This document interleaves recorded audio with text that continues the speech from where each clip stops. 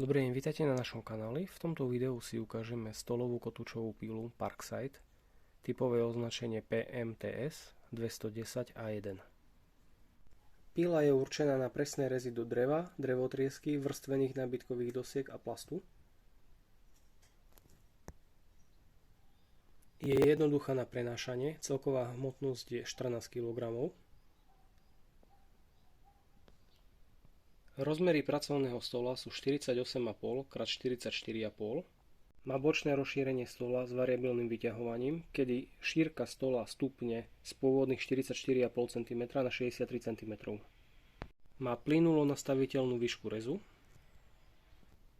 uhol šikmého rezu 0 až 45 stupňov, paralelný a uhlový doraz od -60 do 60 stupňov.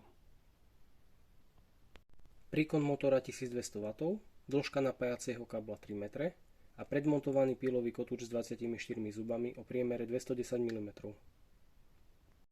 Výrobca píly je fabrika Šepach.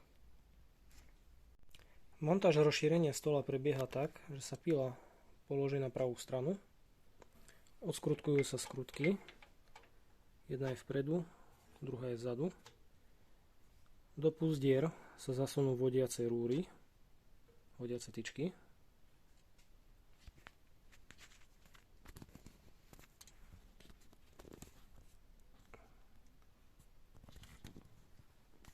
Z vnútornej strany na konci tých vodiacich tyčiek sa doplní taký gumový doraz a dá sa poistná skrutka, aby to pri vysunutí von nevypadlo.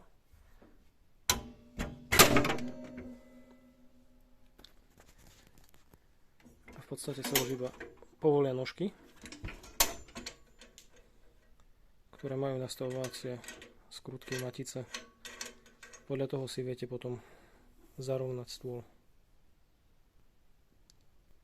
Po vysunutí stola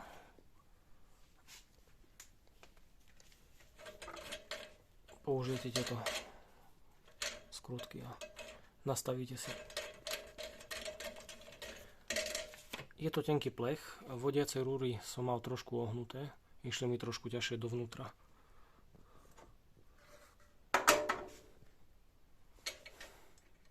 Na stole je stupnica, podľa ktorej sa môžete riadiť. Je aj na jednej strane, aj na druhej strane, takže to je skvelé.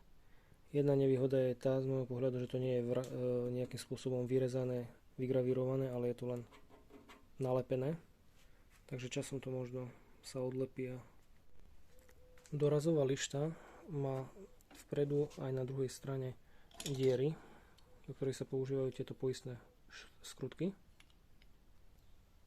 kde tieto poistné matice majú v podstate zo zadnej strany len taký pliešok, ktorým sa obchytí tento stôl a pridrží lištu.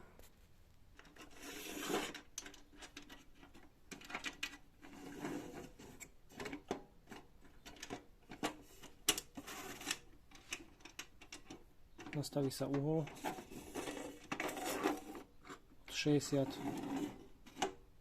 od minus 60 do 60 stupňov. V prednej časti píly sa nachádzajú tlačidlá na zapnutie a vypnutie, teplná poistka a dve ručné kolesá. Jedno je na nastavenie výšky rezu.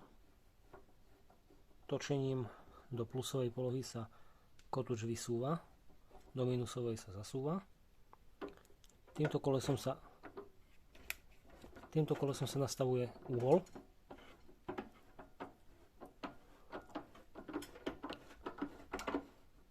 Nula 45 stupňov a fixačná skrutka.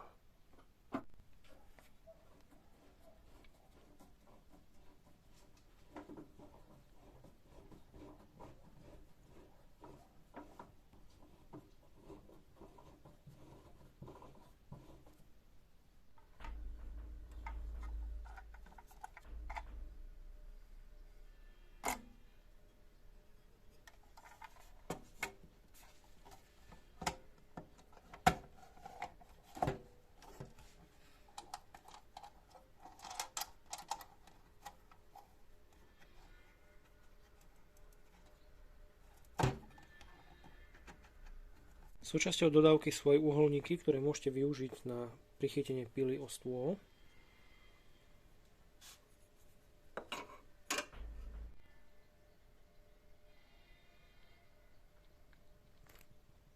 Pila má pripojenie na hadicu vysávača o priemere 40 mm, prípadne na kryt motora v priemere 34 mm. Pri výmene pilového kotúča sa kotúč vysunie maximálne a priloženým kľúčom sa povolia na pravej strane dole dva šruby. Po povolení skrutiek plech, ktorý je v koľajničkách, si vyhnete hore. Súčasťou dodávky sú dva kľúče. Ten spodný je 19, vrchný je 8. 19 sa dáva na maticu, 8 sa dáva na osku. Sú to vlastne obyčajné plechy. V smere, matica sa povoluje v smere rezu kotúča.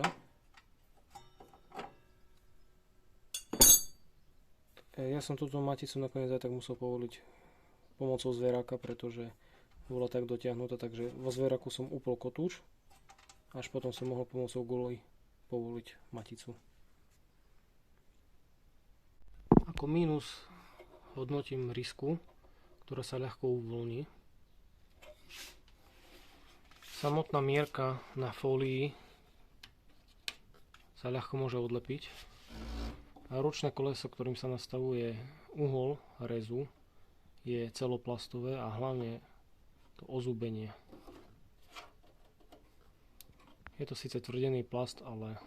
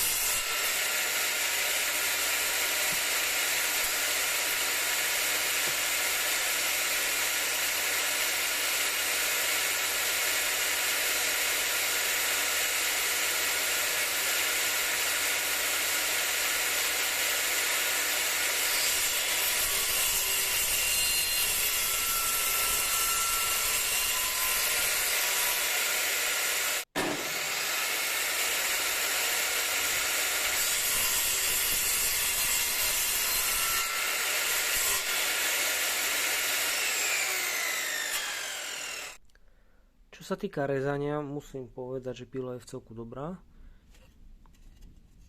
Toto je preglejka. Kotúč má 24 zubov. A na prvý pohľad nevidno, že by bol nejaký problém s odštiepenými kúskami.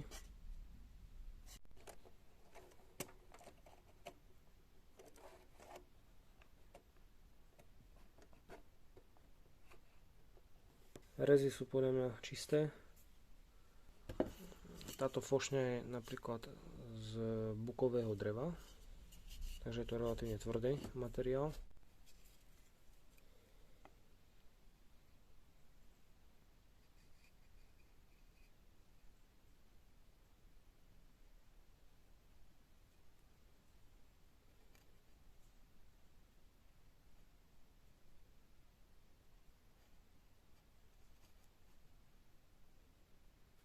Musím povedať, že rezanie uhlov je plne postačujúce na takéto domáce rezanie. Čo dodať záverom? Podľa mňa táto pila je v celku slušný výrobok. V mojom prípade som ju kúpil v akcii za okolo 70 eur. Z pôvodnej ceny nejakých 100 eur. Je to slušný výrobok, má nejaké minusy, väčšinou tie nálepky rôzne, tu dole, tu hore. Tento výsuvný stôl je tiež taký rozhenganý a v podstate už teraz viem, že je vyhnutá tyčka a do roviny to nedostanem ani náhodou, skúšal som. Ale aj keď to nie je v rovine, nevadí, lebo je to iba taký pomocný stolček, aby vôbec podopieral nejakú dlhšiu dosku, keď ju budem mať, aby som vedel lepšie rezať. Dúfam, že sa vám video a pila páčila. Budem vďačný za odber a za like a dovidenia pri ďalšom videu.